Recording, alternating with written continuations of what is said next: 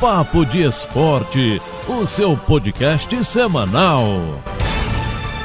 E aí pessoal, tudo bem? Eu sou o Guilherme Faria, tô aqui também com o Gutinho e a partir de agora o Papo de Esporte está no ar. O Papo de Esporte é o seu podcast semanal e a gente faz aqui um resumão de tudo que aconteceu ao longo da semana nas principais competições esportivas no Brasil e no mundo. E claro, conta pra você o que vem por aí no final de semana. Então vem com a gente! Vamos juntos nesse feriadão, segunda-feira, 7 de setembro de 2020. Começo falando sobre o que aconteceu no final de semana de futebol pelo Brasil. No sábado, o Flamengo venceu o Fortaleza por 2-1. O Corinthians empatou em casa com o Botafogo, 2-2. E o Ceará perdeu no Castelão para o Santos, 1-0. Já no domingo, 7 partidas completaram a rodada de número 8. O Bragantino perdeu em casa para o Palmeiras, 2-1. O São Paulo venceu o Fluminense de virada no duelo de tricolores que aconteceu no Morumbi, 3-1. O Internacional empatou em casa com o Bahia, 2-2. O Vasco venceu em casa o Atlético Paranaense pelo placar de 1-0. E ainda sobrou bronca pro VAR, porque o Cruz Maltino teve um gol anulado e deixou muitas dúvidas, inclusive nos especialistas. Atlético Goianiense e Grêmio empataram em 1-1 e o Grêmio não vive boa fase, inclusive com Renato Gaúcho começando a ser contestado. O Sport venceu o Goiás por 2-1 e o Atlético Mineiro de Jorge Sampaoli venceu fora de casa o Coritiba pelo placar de 1-0. O Brasileirão volta nesse meio de semana com os jogos da 9ª rodada. Trazendo para você a tabela de classificação depois das partidas do final de semana, o Inter lidera com 17 pontos, São Paulo tem 16, Atlético Mineiro 15, Vasco e Flamengo têm 14 pontos, o Palmeiras fecha o G6 com 13 pontos, o Santos tem 11, assim como o Fluminense, o Sport tem 10 pontos, Ceará também 10, Corinthians e Bahia têm 9 pontos, o Fortaleza, assim como o Grêmio e Botafogo, tem 8 pontos. O Atlético Paranaense tem 7 e é o último time fora da zona de rebaixamento. Já no Z4, o Coritiba tem 7 pontos, Atlético Goianiense 6, Bragantino 6 e o Goiás é o lanterna da competição, com apenas 4 pontos somados no Brasileirão de 2020 até aqui. No Fluminense, Evanilson dá adeus. Ele está de malas prontas para a Europa, mas não vai ser para a Inglaterra, e sim para Portugal. O Porto atravessou as negociações do Crystal Palace da Inglaterra e acertou a contratação do atacante de 20 anos que já viaja nessa terça-feira e, portanto, não joga mais pelo tricolor carioca. A informação de que Evanilson viajaria para Portugal ainda nessa terça foi dada inicialmente por Marcelo Joran e confirmada pelo portal Globoesporte.com, que apurou também que o clube de destino é o Porto. Vice-artilheiro do Fluminense na temporada, com 9 gols em 24 partidas, Evanilson já havia recebido proposta do City Football Group, grupo que administra o Manchester City da Inglaterra e outros clubes ao redor do planeta, e também do Crystal Palace, que também disputa a primeira divisão do futebol inglês. Além disso, o jovem foi sondado por times brasileiros, como o Internacional. Evanilson não joga mais pelo Fluminense, o destino é o Porto de Portugal. Depois da confusão, quem também está de saída é Thiago Neves, dessa vez do Grêmio. Grêmio e o staff de Thiago Neves acertam os últimos detalhes para a assinatura da rescisão contratual entre o clube e o meia de 35 anos. A decisão para o rompimento do vínculo partiu do clube e gerou ruído entre as partes nos últimos dias, mas o assunto já está bem encaminhado. As minutas da rescisão começaram a ser redigidas hoje, segunda-feira. Tanto o staff do atleta quanto o departamento jurídico do clube mantém contato diário e a expectativa é de que as partes assinem a rescisão até quarta-feira ou, no máximo, até a sexta-feira. Thiago Neves de saída do tricolor gaúcho. Messi está finalmente de volta ao Barcelona. O craque argentino se apresentou para as atividades de pré-temporada do Barcelona hoje, segunda-feira, depois de anunciar na semana anterior a sua permanência no clube catalão. Nesse primeiro dia, ele trabalhou individualmente, enquanto o restante do elenco treinou normalmente. Esse é o padrão na Espanha por causa dos protocolos de prevenção ao coronavírus. A expectativa era grande para o retorno de Messi às atividades no centro de treinamento Joan Gamper, e muitos jornalistas foram até a Ciutat Esportiva para tentar registrar a volta dele aos trabalhos. Mas a atividade foi com portões fechados. Nos últimos exames de coronavírus, essenciais para ir a campo, o argentino testou negativo. O Barcelona divulgou uma imagem dele fazendo exercícios físicos com a bola. Messi está de volta ao Barcelona, já está treinando, por hora, individualmente. Me despeço hoje falando sobre Fórmula 1. O francês Pierre Gasly aproveitou uma corrida repleta de incidentes e confusões para vencer ontem domingo o GP da Itália de Fórmula 1 em Monza. É a primeira vitória de um francês desde que Olivier Panis ganhou em Mônaco em 96 e o primeiro triunfo da equipe AlphaTauri na categoria. Curiosamente, quando o time se chamava STR, a única vitória veio justamente em Monza no ano de 2008, com Sebastian Vettel. Nas voltas finais, Gasly resistiu a um ataque feroz de Carlos Sainz, da McLaren, e terminou em segundo lugar.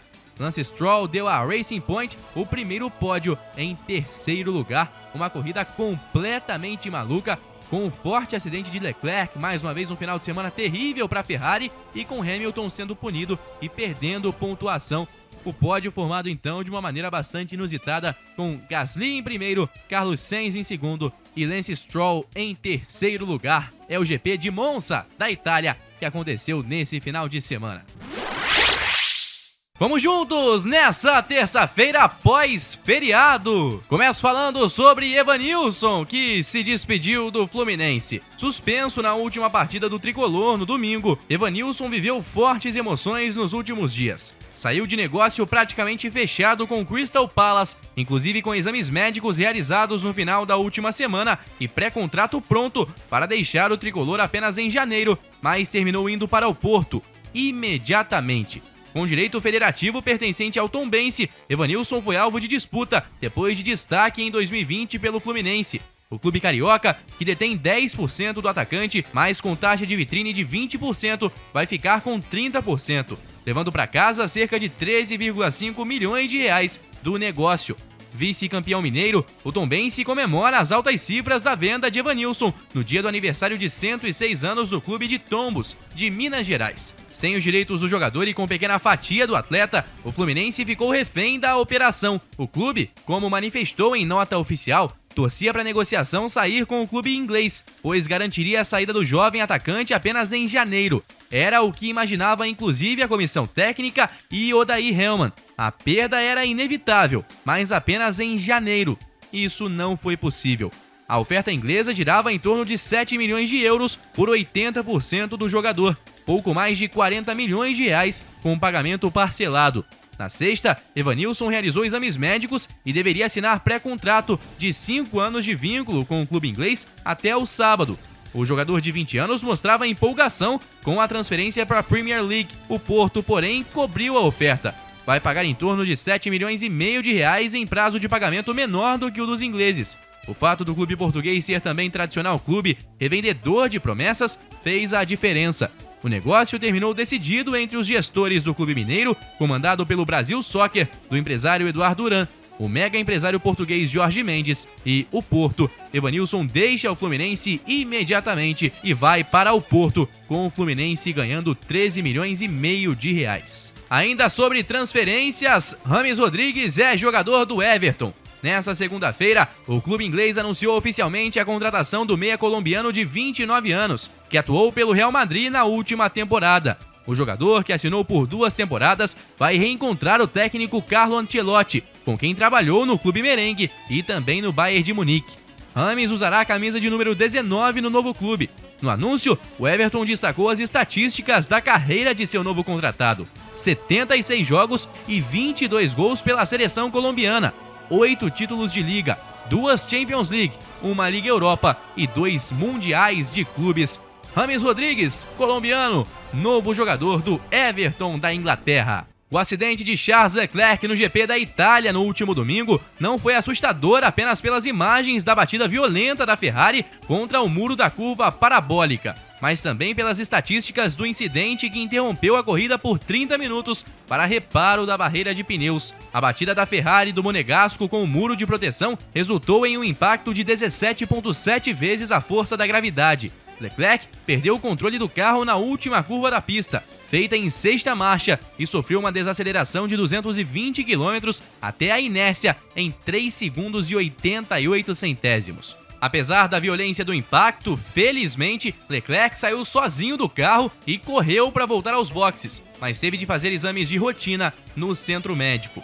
Ele havia largado em 13º lugar e, após fazer a troca de pneus, foi beneficiado por uma entrada do safety car para a retirada do carro de Kevin Magnussen, já que seus adversários pararam nos boxes durante a bandeira amarela. Na relargada, o monegasco pulou para o 4º lugar, mas logo depois sofreu o acidente. Em mais um final de semana ruim para a Ferrari, felizmente o acidente, apesar de muito forte, não trouxe mais prejuízos e Leclerc está bem. E eu me despeço hoje falando sobre Novak Djokovic, que foi desclassificado do US Open, e isso segue dando o que falar. Dessa vez, o próprio árbitro que decidiu pela punição do sérvio Soren Freeman explicou o motivo pelo qual o número 1 do planeta teve uma pena tão pesada pela sua atitude em quadra. Segundo ele, apesar da bolada na juíza de linha não ter sido intencional, ela acabou sendo machucada, o que foi considerado por Friemel e pelo supervisor Andreas Egli. Abre aspas, o ponto de Djokovic é que ele não acertou a juíza de linha intencionalmente. Ele disse sim, eu estava nervoso, eu bati na bola, acertei a juíza, os fatos estão claros, mas não foi a minha intenção, eu não fiz de propósito, então não deveria ser desclassificado por isso. Nós concordamos que ele não tenha feito de propósito, mas os fatos continuam sendo que ele acertou a juíza de linha e ela claramente se machucou.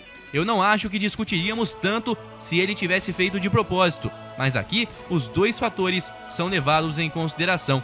Fecha aspas, explicou o Friemel. Ele acabou perdendo a cabeça, foi sem querer, mas de qualquer maneira machucou a juíza de linha e, portanto, foi desclassificado do US Open.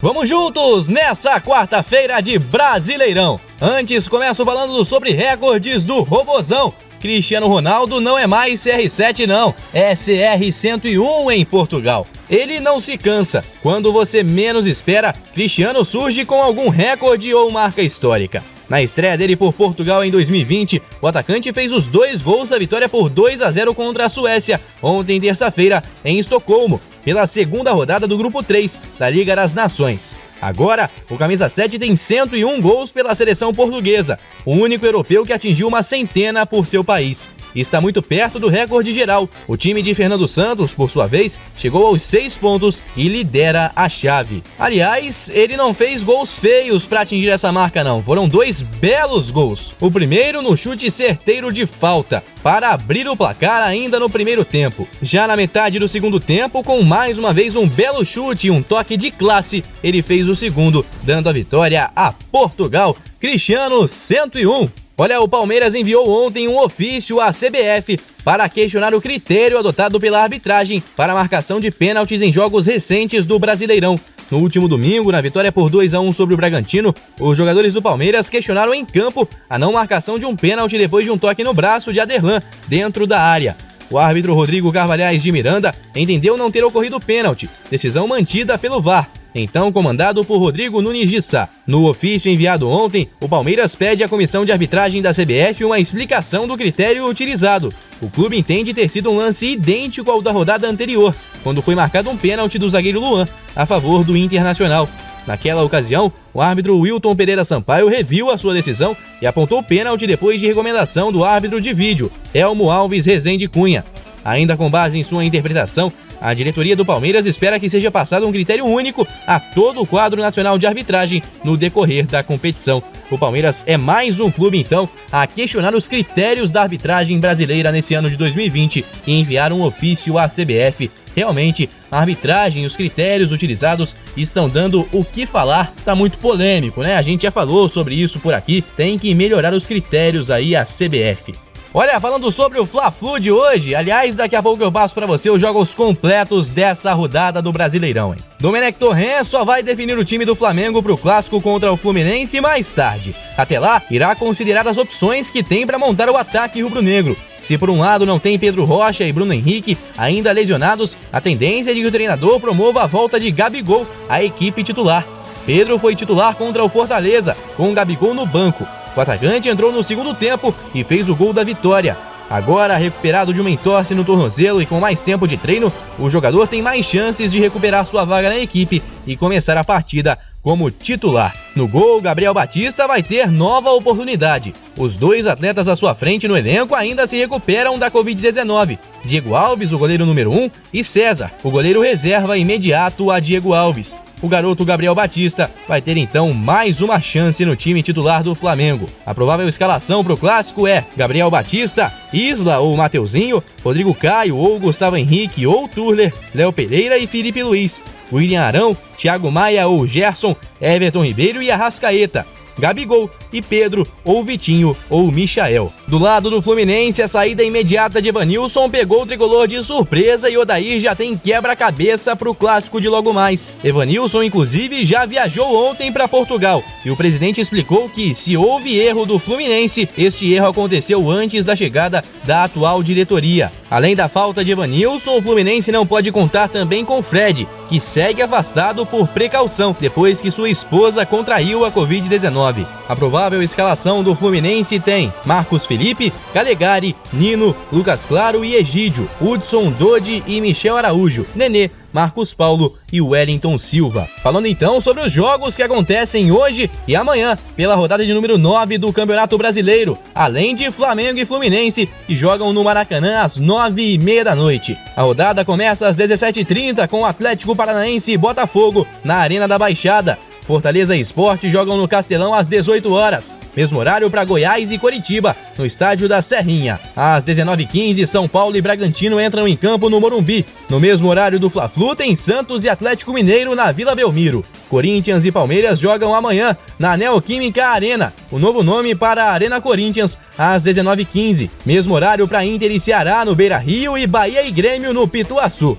Às 9 da noite, Vasco e Atlético Goianiense encerram a rodada jogando em São Januário. Na tabela de classificação, o Inter tem 17 pontos, o São Paulo tem 16, o Atlético Mineiro em terceiro tem 15, Vasco e Flamengo tem 14 pontos e o Palmeiras fecha o G6 com 13. Santos e Fluminense têm 11 pontos, o Sport, assim como o Ceará, tem 10, Corinthians e Bahia têm 9 pontos, Fortaleza, Grêmio e Botafogo têm 8. O Atlético Paranaense tem 7 pontos. Já na zona de rebaixamento, o Coritiba também tem 7, Atlético Goianiense 6, Bragantino 6 e Goiás, lanterninha, 4 pontos. Vamos juntos nessa quinta-feira. Começo falando sobre a rodada do Brasileirão. Nesta quarta-feira, 6 jogos abriram a 9ª rodada da competição. E o Atlético Paranaense empatou em casa com o Botafogo, mais uma vez com gol anulado do Fogão no VAR e com o Nicão perdendo pênalti no último lance da partida. O Fortaleza venceu em casa o Sport pelo placar de 1-0 no duelo dos Leões do Nordeste. Em um jogo de muitos gols na Serrinha, Goiás e Coritiba ficaram no 3-3. O Goiás ainda virou o jogo depois de estar perdendo por 2-0 e no final da partida, Sabino, que tinha feito um gol contra, conseguiu empatar com estilo em cobrança de pênalti. O São Paulo ficou no 1-1 com o Bragantino, depois de sair atrás no placar. Neste jogo, o Bragantino perdeu 2 pênaltis. O Fluminense perdeu no Maracanã para o Flamengo, 2-1. Já já a gente fala mais sobre esse clássico. E o Santos venceu na Vila Belmiro o Atlético Mineiro pelo placar de 3-1. Jogam hoje, quinta-feira, às 19h15, Corinthians e Palmeiras na Neoquímica Arena, Inter e Ceará no Beira-Rio, Bahia e Grêmio no Pituaçu. E às 9 da noite, a rodada se encerra com Vasco e Atlético Goianiense jogando em São Januário.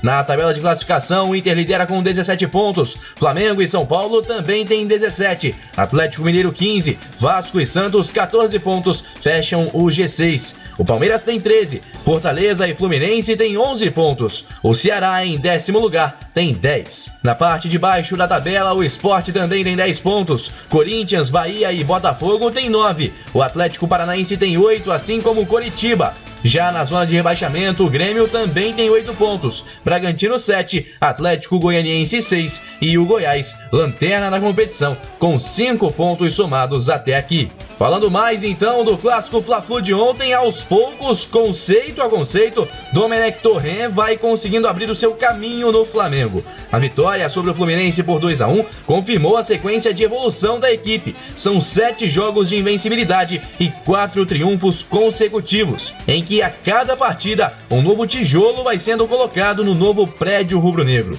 Ao contrário do que é normalmente apregoado no futebol, Domi começou a montar suas bases pelo ataque e não pela defesa. Desde que optou pelo 4-2-3-1, o técnico clareou a parte ofensiva no Flamengo, que vem dando boas respostas desde o triunfo sobre o Santos. O Flamengo ontem jogou praticamente no ritmo de treino. O Fluminense só diminuiu com o Digão no finalzinho da partida, em mais uma atuação muito ruim do time de Odair Hellmann, que já emenda aí uma sequência muito ruim de jogos. É a segunda derrota consecutiva e 3 jogos sem vencer. Falando de Fórmula 1, a Aston Martin, atual Racing Point, será o destino de Sebastian Vettel para 2021. Após a já anunciada ida de Carlos Sainz para a Ferrari na próxima temporada, o futuro do tetracampeão mundial ficou incerto na Fórmula 1 por alguns meses. Porém, na manhã desta quinta-feira, a escuderia britânica anunciou a contratação do veterano piloto alemão.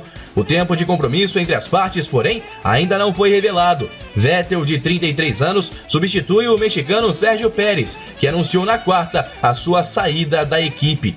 Também utilizando o Twitter, Vettel confirmou o acerto com a escuderia, que ano que vem passará a se chamar Aston Martin, de casa nova então a partir do ano que vem, Sebastian Vettel. Falando sobre NBA, a participação de Daniel House Jr. do Houston Rockets nos próximos jogos da semifinal da Conferência Oeste diante do Los Angeles Lakers está ameaçada.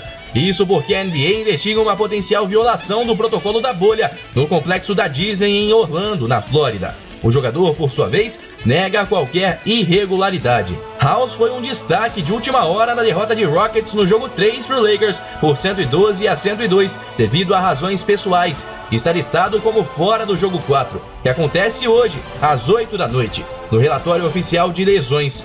Fontes do jornalista Adrian Wojcicki, da ESPN americana, dizem que a liga ainda não o liberou para atuar e que o assunto está sendo discutido também com a NBAP, Associação de Jogadores da NBA, que investiga então essa possível violação da bolha do jogador do Houston Rockets, que pode ficar de fora então dos próximos jogos da Conferência Oeste contra o Los Angeles Lakers. E a última de hoje é no Brasileirão para falarmos sobre o derby que acontece logo mais, Corinthians e Palmeiras. O derby de hoje põe frente a frente dois experientes centroavantes do futebol brasileiro, ambos com 33 anos. Jô, do Corinthians, e Luiz Adriano, do Palmeiras. Na finalíssima do Paulistão, disputada há pouco mais de um mês, foi de Luiz Adriano o gol alviverde e de Jô o empate no finalzinho do jogo, após sofrer pênalti de Gustavo Gomes. No tempo normal, os centroavantes ficaram no 1-1 e buscam a supremacia no clássico. De um lado, Jô, o incansável. Do outro, Luiz Adriano e toda a grife da Europa. Amanhã eu te conto quem levou a melhor no Derby Paulista, que acontece às 7h15 dessa quinta-feira.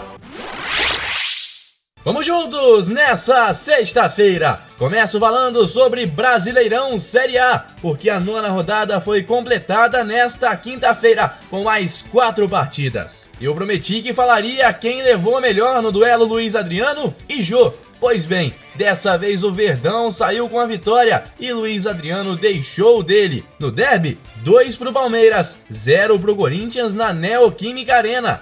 O Internacional venceu em casa o Ceará pelo placar de 2-0. O Grêmio voltou a encontrar o caminho das vitórias e venceu o Bahia em Pituaçu, 2-0. Já o Vasco tropeçou em casa, derrota de 2-1 para o Atlético Paranaense na Colina Histórica. Agora a tabela de classificação está assim. O Inter tem 20 pontos, Flamengo vem logo atrás com 17, assim como o São Paulo. Palmeiras tem 16, Atlético Mineiro 15, Vasco 14 pontos. Esse é o G6. O Santos também tem 14. Fortaleza e Fluminense têm 11 pontos, assim como o Grêmio, que está em 10º lugar. Na parte de baixo da tabela, Sport e Ceará têm 10 pontos, Corinthians, Atlético Goianiense, Bahia e Botafogo 9. Na zona de rebaixamento, Atlético Paranaense com 8, Coritiba também 8, Bragantino 7 e Goiás 5 pontos. Jogam no final de semana pela 10ª rodada. Neste sábado, Atlético Paranaense e Coritiba na Arena da Baixada, às 4h30 da tarde.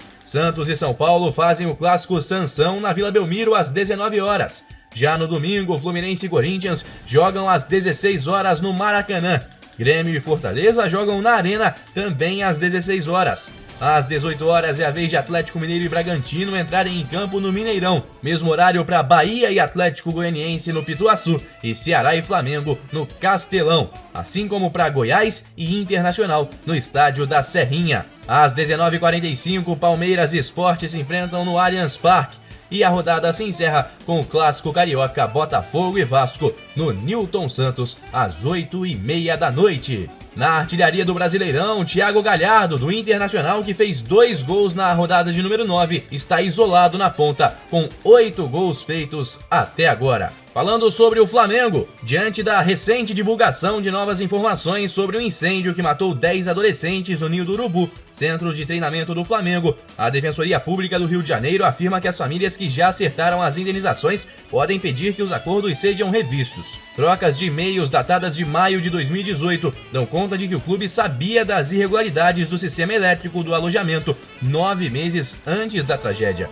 Até o momento, o Flamengo fechou 7 acordos de indenizações: Jorge Eduardo, Samuel Tomás, Átila Paixão, Jedinho, Riquelmo, Vitor Isaías e Bernardo Pizeta. O clube ainda precisa indenizar as famílias de Arthur Vinícius, Christian Esmério, Pablo Henrique e o lado materno de Riquelmo.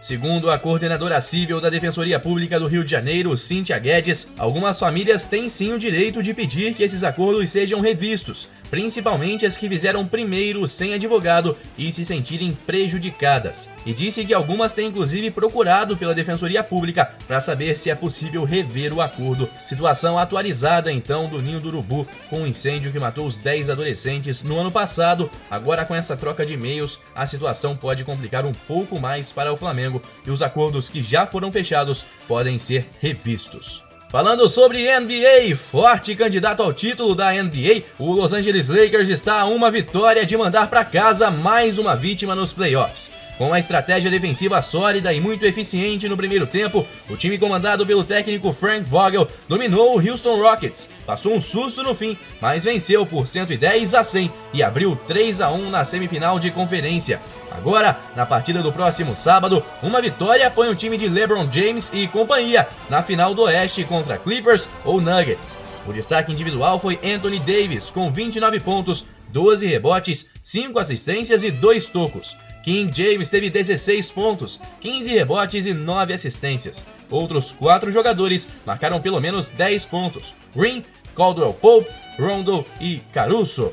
Tá, então, Lakers muito próximos de avançar para a final da Conferência Oeste na NBA. E eu me despeço hoje no Mercado da Bola aqui no Rio de Janeiro. O Fluminense está convencido de que terá que ir ao mercado atrás de um substituto para Evanilson, que era o vice-artilheiro do time em 2020 com 9 gols e foi vendido para o Porto de Portugal. Com a saída do centroavante de 20 anos, a posição passou a ser a mais carente do atual elenco. Só a Fred, que ainda não está no ritmo ideal, e Felipe Cardoso, que estava até fora dos planos do clube.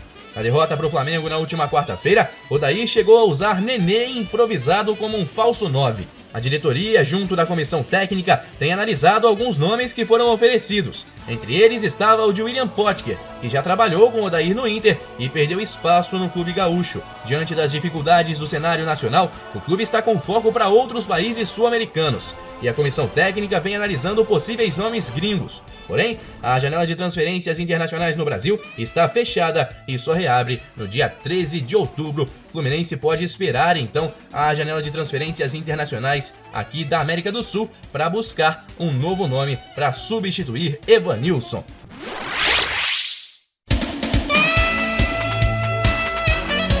Tá, então, galera, esse é o Papo de Esporte dessa semana, mas na semana que vem eu volto com muito mais pra você. Não se esqueça de compartilhar com os amigos o nosso podcast, que está disponível em todas as plataformas de áudio e também no nosso canal Papo de Esporte no YouTube. Um forte abraço e até a semana que vem!